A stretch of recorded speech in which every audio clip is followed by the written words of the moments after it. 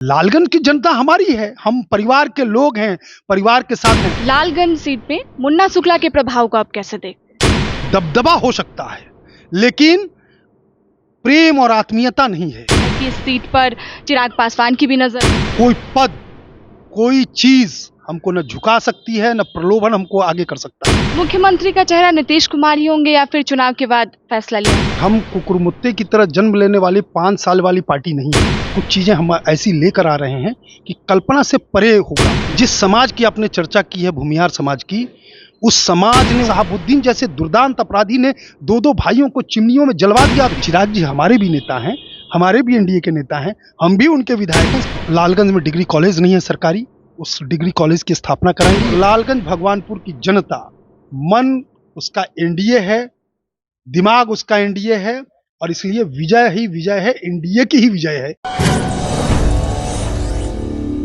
कलम India news देख रहे हैं आप, आपके साथ मैं तनु। चुनावी साल है, चुनाव को लेकर सभी पार्टियां, सभी नेता मैदान में उतर गए हैं और चुनावी मोड में हैं। हमारे साथ अभी बातचीत करने के लिए लालगंज के विधायक संजय सिंह जी है। तो चलिए इनसे ही हम बातचीत करते हैं कि चुनाव को लेकर के इनकी तैयारियां क्या है और इनके कार्यकाल में लालगंज में कितना बदलाव और विकास हुआ है। सर बहुत बहुत स्वागत है कलम इंडिया में। धन्यवाद।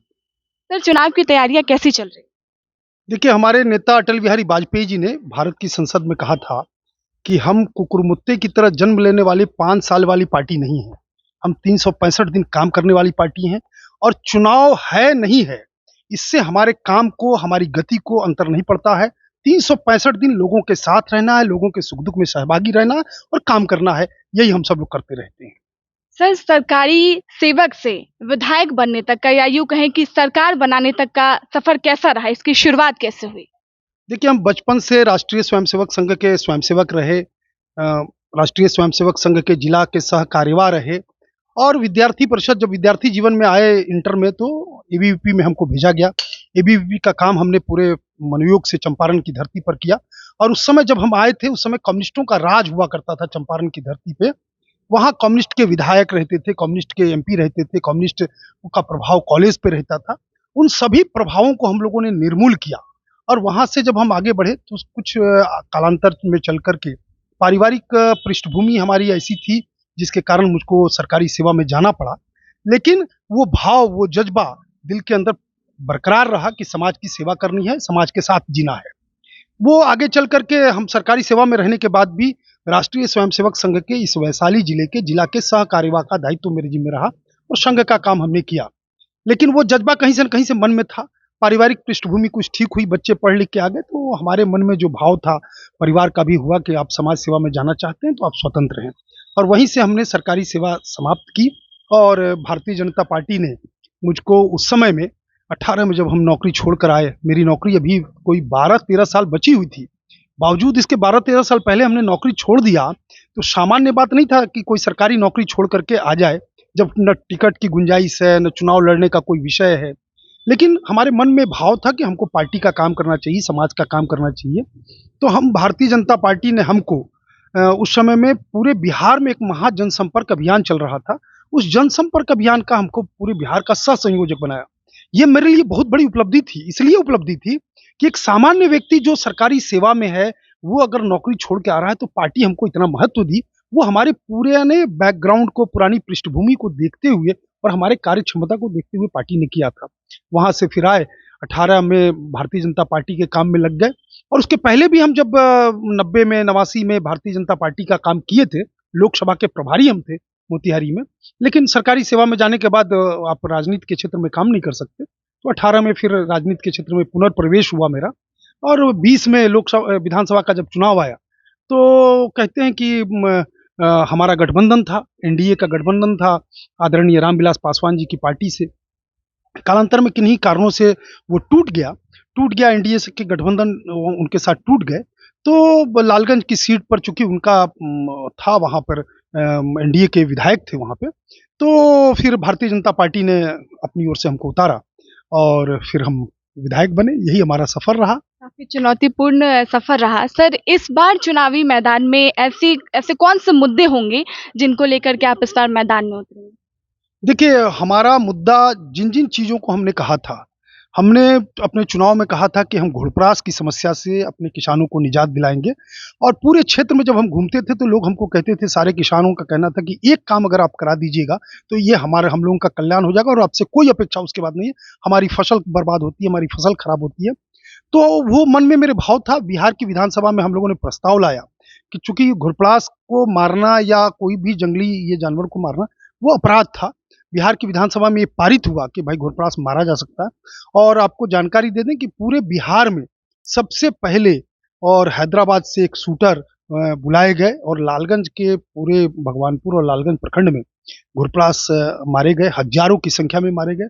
और आज किसान कहते हैं कि अभी इक्के दुक्के हमको घुड़पड़ास दिखाई पड़ता है और हम भी जब क्षेत्र में घूमते हैं तो इक्के दुक्के दिखाई पड़ता है। तो एक तो सबसे बड़ा काम हमने किया कि भाई किसानों को उससे राहत दिलाई।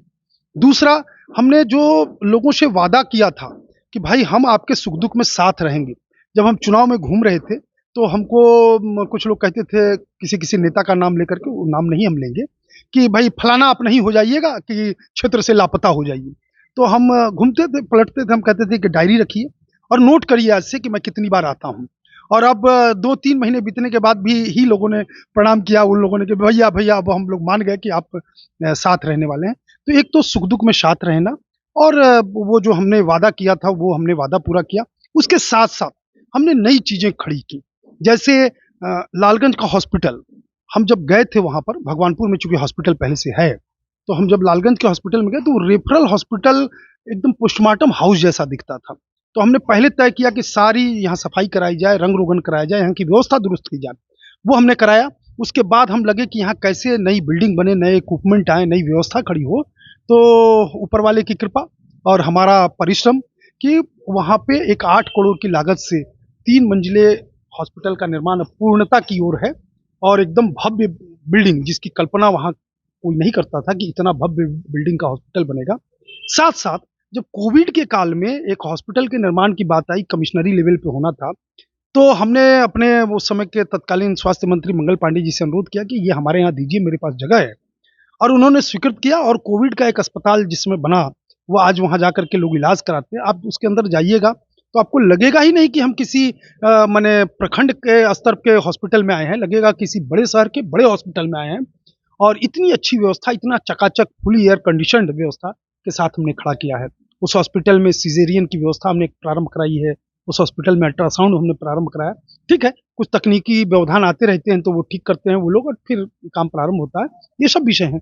तो ये एक हॉस्पिटल का मामला है। और उसके बाद लालगंज का जो तिनपुलवा चौक है वो काफ़ी जाम रहता है। वहाँ के व्यवसायी काफ़ी उससे प्रभावित होते थे। तो हमने एक बाईपास का निर्माण कराया। लोग कल्पना नहीं करते थे कि ये बाईपास भी लालगंज में बन सकता है।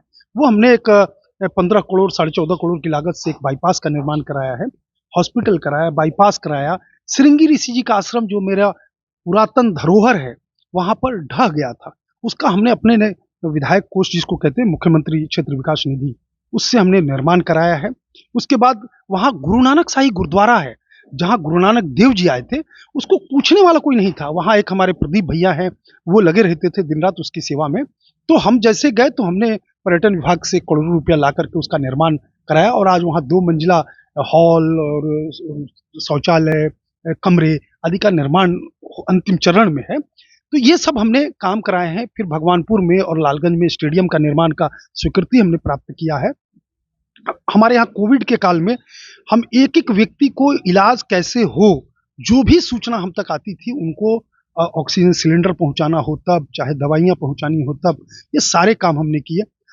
हमारे यहाँ बाढ़ आ गया, एकाएक बाढ़ आ गया। उस बाढ़ में लोग कहते हैं कि भाई कल्पना से परे कोई नेता इस तरीके से काम कर सकता है। हमारा स्कॉर्पियो उस बाढ़ में बांध के किनारे नहीं पहुँच पा रहा था। हम ट्रैक्टर चला करके स्वयं गए। 4 दिन तक लगातार कंटिन्यूअस खड़े रहे कि भाई बांध, देर रात तक कि बांध का निर्माण कराया जाए। ये सारे काम हमने किए हैं। आज 90 किलोमीटर सड़कों का निर्माण हम करा रहे हैं, स्टेडियम का निर्माण करा, ये सारी चीजें हो रही हैं।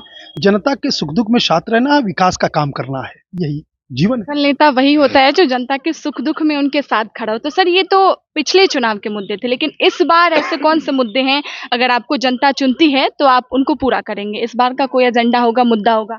देखिए, हम डिग्री कॉलेज की स्थापना कराएंगे। लालगंज में डिग्री कॉलेज नहीं है सरकारी, उस डिग्री कॉलेज की स्थापना कराएंगे। ये पहला हमारा मुद्दा होगा। साथ साथ किसानों के हित में, नौजवानों के हित में जो भी काम करने होंगे, महिलाओं के उत्थान के लिए काम करने होंगे, माताओं बहनों के उत्थान के लिए काम करने, वो सारे काम किए जाएंगे। और चुनाव जैसे नजदीक आएगा, देखिएगा कुछ चीजें हम ऐसी लेकर आ रहे हैं कि कल्पना से परे होगा, लोगों को आश्चर्य होगा। अभी लालगंज नगर परिषद में भी हमने करीब 10.5 करोड़ की लागत मैंने की योजनाओं को स्वीकृत कराया है। एक छोटे से नगर परिषद में इतनी की राशि की स्वीकृति होना, ये अपने आप में अद्भुत है। आप लिस्ट उठाकर देखिएगा पूरे बिहार में, तो पूरे बिहार के जो नगर परिषद हैं जो हमारे स्तर के, उनमें सर्वाधिक राशि हमारे लालगंज को आई है। ये मेरे परिश्रम का प्रतिफल है, ये ऐसा नहीं है कि ऐसे आ गया। हमने पहले राज्य योजना से एक पत्र लिखा कार्यपालक पदाधिकारी लालगंज को कि भाई आप घाघरा चौक से घाघरा चौक से गांधी चौक होते हुए और थाना होते हुए आप ब्लॉक होते हुए रेपुरा बाईपास तक ये सड़क, पीसीसी सड़क और आरसीसी नाला, इसका एक प्राक्कलन बना करके भेजिए ताकि हम सरकार से उसमें पैसा भिजवा सके। वो हमने भिजवा दिया है, 5 करोड़ से ऊपर की राशि वो है। और एक मुख्यमंत्री शहरी समग्र योजना, विकास योजना चला, वो 2025 में लॉन्च हुआ। वो हम ही लोगों ने बात रखा था कि भाई हम लोगों को अधिकार दिया जाए कि हम शहरों में सीधे कोई योजना लिख सकें, क्योंकि अभी जो भी हम योजना लिखते हैं उसके लिए एनओसी लेना पड़ता है हमको नगर परिषद से। सरकार ने उसमें लागू किया, सरकार ने तय कर दिया। और उस योजना के तहत भी हम अभी करीब करीब 5 करोड़ के लगभग की राशि 2 महत्वपूर्ण सड़कों के सड़क और नाला निर्माण के लिए स्वीकृत करा दिए हैं। उसका टेंडर भी हो रहा है। ये काम अनवरत जारी है। आगे भी सुंदर लालगंज, सुंदर भगवानपुर, इसका हम काम करेंगे। और कुछ चीजें हैं जो कुछ लोग लगे रहते हैं, जैसे एक भगवानपुर में नासूर की तरह समस्या है। भगवानपुर जो बाजार है हमारा, वहाँ पे जल जमाव रहता है। जल जमाव का कारण ये है कि वो जो नाला है उस दोनों तरफ से, उस नाले की निकासी कहीं नहीं है। तो स्वाभाविक है कि पानी वहीं रहेगा। एक तो सफाई की कोई व्यवस्था नहीं है, चूंकि ग्रामीण स्तर पे जो ग्राम पंचायत है, उनके पास सफाई का, वो नाले उड़ाही का कोई प्रावधान संभवतः नहीं है। चूंकि हमने कई बार वीडियो से भी कहा कि भाई इसके नाले की उड़ाही कराई जाए, तो वो संभव नहीं हो सका। लेकिन अभी हमने एक विचार किया है, वो अभी अब बताएंगे नहीं, इसलिए कि क्या होता है कि कहने के बाद कुछ लोग उसको लपक लेते हैं कि ये तो मेरे दबाव के कारण हुआ। मेरे बारे में एक धारणा स्पष्ट रखनी है, मैं किसी दबाव के सामने झुकने वाले लोगों में से नहीं हूं। न तो कोई दबाव हमको झुका सकता है, न कोई प्रलोभन हमको झुका सकता है। ये भगवान ने हम पर कृपा बनाई है। तो लालगंज में आप कॉम्पिटिटर किसको मानते हैं? देखिए, अब कॉम्पिटिटर तो कोई नहीं रहेगा। आप देख लीजिएगा जब चुनाव आएगा। अभी तो उधर कई उम्मीदवार हैं, महागठबंधन की ओर से कांग्रेस को सीट जाएगा कि आरजेडी लेगी। आरजेडी में भी कई उम्मीदवार हैं, कांग्रेस के भी कई उम्मीदवार हैं। अब कौन उधर से आता है उसके बाद फिर उनके विषय में चर्चा करेंगे। लेकिन दलीय आधार पर देखिए, 2 आधार रहते हैं चुनाव के, एक तो दल रहता है और एक व्यक्तित्व रहता है। तो कौन सा व्यक्तित्व आ रहा है, तो उसके बारे में हम लोग विचार करेंगे, हम लोग बात रखेंगे, जो हम हमारे सामने आईना की तरह समाज के सामने रखेंगे कि इनका ये व्यक्तित्व है। और दल का विषय जहां तक है, तो भारतीय जनता पार्टी और एनडीए की जो सरकार है, वो सरकार जितना काम कर रही है पूरे बिहार के अंदर विकास कर रही है। आप अभी हमारा बिहार के विधानसभा में दिए गए वक्तव्य को आपने सुना भी होगा। एक दिन पहले बिहार के प्रतिपक्ष के नेता तेजस्वी यादव जी ने 1990 से 2005 तक की सरकार का ऐसा बखान किया जैसे लगा कि स्वर्णिम काल बिहार का वही रहा है। जिस काल में लोग अपनी माताएं बहनें अपने बेटे और भाई का इंतजार शाम में चौखट के किनारे खड़ी होकर के करती रहती थी कि मेरा बेटा और मेरा भाई सुरक्षित घर लौट जाए, वो स्वर्णिम बिहार था। वो जिस बिहार के अंदर शहाबुद्दीन जैसे दुर्दांत अपराधी ने 2-2 भाइयों को चिमनियों में जलवा दिया थी, पिछड़े समाज के बेटे को, स्वर्णकार समाज के बेटे को, ये क्या सुशासन था? और वो स्वर्णिम काल था। जो इतनी हत्याएं हुई, अपहरण हुए, दुर्दांत अपराधी भांगड़ जादव और सत्तन जादव जैसे लोग चंपारण पे अधिकार जमाए बैठे थे, ये क्या स्वर्णिम काल था? तो ये स्वर्णिम काल जब उन्होंने दिखाया तो हमको लगा कि हमको भी इनको आईना दिखाना चाहिए। आज फिर से वही महिमा मंडन किया जा रहा है कि वो स्वर्णिम काल था। चरवाहा विद्यालय खोले गए, एक भी इंजीनियरिंग कॉलेज कहीं नहीं खुला, एक भी मेडिकल कॉलेज नहीं खुला। आज देखिए पूरे बिहार में मेडिकल कॉलेज खुल रहे हैं, इंजीनियरिंग कॉलेज खुल रहे हैं, पढ़ाई की अच्छी व्यवस्था हो रही है। हमारी बहनें साइकिल पर चढ़ करके जब विद्यालय में जाती हैं तो एक अच्छा सा दृश्य उपस्थित होता है। इस प्रकार का पूरा भाव। तो अभी वो क्या कर रहे हैं, जानते हैं कि ये डबल इंजन की सरकार कुछ न कुछ करने वाली है, चुनाव के पहले कुछ न कुछ हो जाएगा। तो वो जानते हैं कि नरेंद्र मोदी जी खजाना खोल दिए हैं बिहार के लिए, और इन्हीं लोगों ने आरोप लगाया था भारत की संसद में कि सीतारमन ने जो दिया है बजट वो बिहार के लिए ही केवल है, यही इन्हीं लोगों ने आरोप लगाया। तो हमारा तो यही कहना है कि बिहार के लिए उन्होंने पूरे बजट का खजाना खोल दिया है। तो आज बिहार में उनको पता है कि यहाँ माताओं और बहनों के लिए कुछ हम लेके आएंगे, तो एक दबाव क्रिएट करने के लिए माई बहन योजना। अरे आपके जमाने में जिन माँ बहनों के साथ बलात्कार हुए, जिन माँ बहनों की इज्जत लूटी गई, आप उन माँ बहनों को 2000 और 2500 रुपए का प्रलोभन देकर के उनके दिल को नहीं जीत सकते हैं। तय है कि वो समझ रहे हैं कि ये लोग कुछ नहीं कर पाएंगे, करेगा तो एनडीए ही करेगा। और वो जहां तक कहते हैं कि मुख्यमंत्री बीमार हैं, तो बीमार आदमी काम नहीं करता है, स्वस्थ आदमी काम करता है, बीमार आदमी आराम करता है।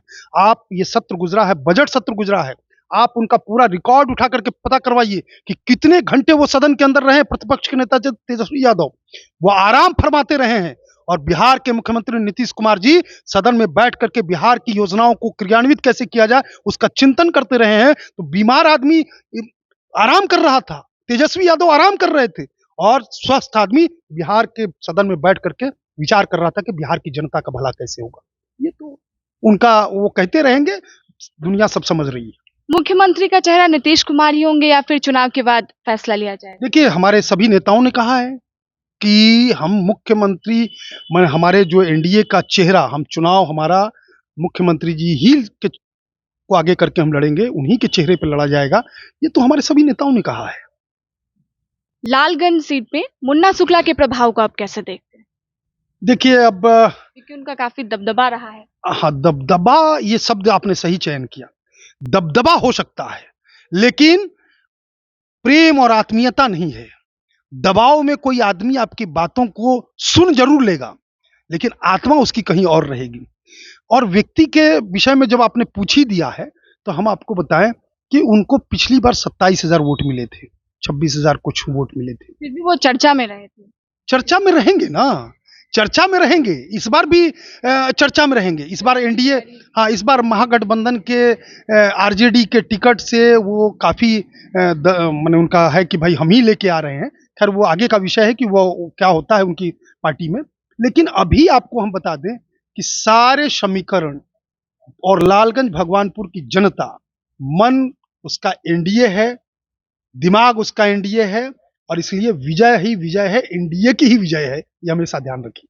सर, अगर लालगंज सीट एनडीए महागठबंधन में भाजपा को अगर नहीं मिलती है तो फिर क्या करेंगे आप? ऐसा भी कहा जा रहा है कि इस सीट पर चिराग पासवान की भी नजर है। देखिए, हम एनडीए के कार्यकर्ता हैं, हमेशा इस बात का ध्यान रखिए। मेरा पूरा जीवन का इतिहास उठाकर देख लीजिएगा, कभी भी विचार के खिलाफ, अपने वैचारिक प्रतिबद्धता के विरुद्ध हम नहीं गए हैं। कोई पद, कोई चीज हमको न झुका सकती है, न प्रलोभन हमको आगे कर सकता है। इसलिए मैं एनडीए का हूं और एनडीए का ही रहूंगा। और दूसरी जो बात आपकी है, तो चिराग जी हमारे भी नेता हैं, हमारे भी एनडीए के नेता हैं, हम भी उनके विधायक हैं, इसका हमेशा ध्यान रखिए।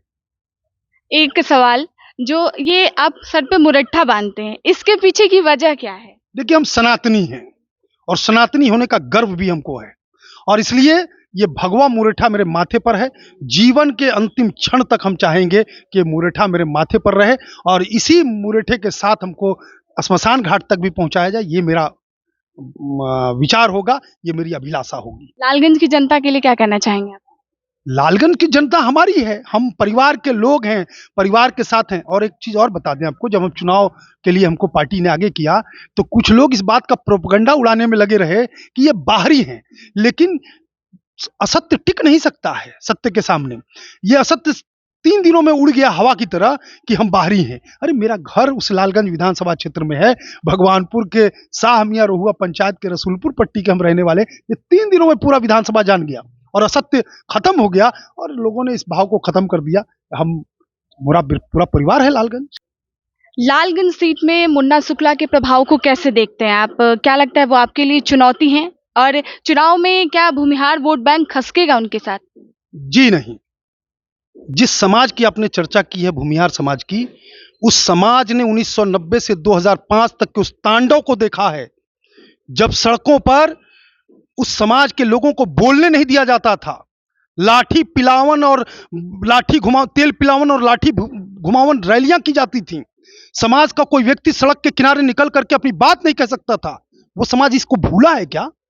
वो समाज अगर लालटेन के साथ वो लगाएंगे तो जितना वोट उनको पड़ा था ना, उसमें सीधा सीधा ग्राफ आधे से भी नीचे चला जाएगा, ये तय मानिए। चलिए, बहुत बहुत शुक्रिया हमारे साथ जुड़ने के लिए। तो ये थे लालगंज के विधायक संजय सिंह जी, और इनसे हमारी बातचीत हुई चुनाव को लेकर। इन्होंने कहा है कि इनका कहना है कि लालगंज में काफी काम किया इन्होंने, जनता इनसे काफी खुश है। इनके बात से आप कितना सहमत है, हमें कमेंट में जरूर बताइएगा। और बिहार की तमाम खबरों से अपडेट रहने के लिए कलम मीडिया को जरूर देखते रहें। धन्यवाद।